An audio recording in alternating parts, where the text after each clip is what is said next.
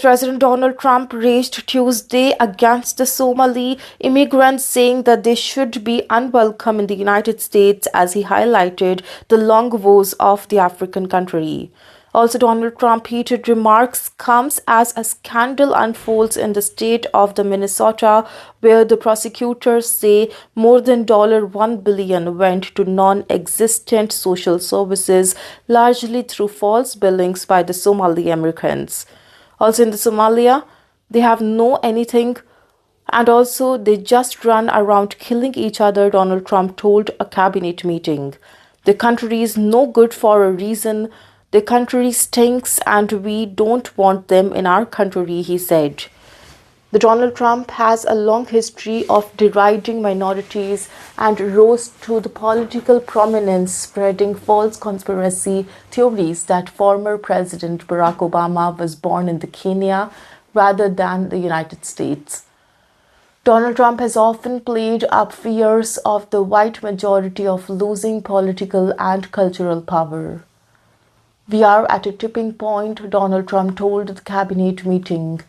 We could go one way or the other, and we are going to go the wrong way if we keep taking in the garbage into our country. Also, Donald Trump said that the Somali Americans contribute nothing and berated Ilhan Omar, also an outspoken Democratic congresswoman from the Minnesota who is originally from Somalia. Ilhan Omar is garbage. Her friends are garbage, Donald Trump said. Also, let them go back to where they came from and fix it.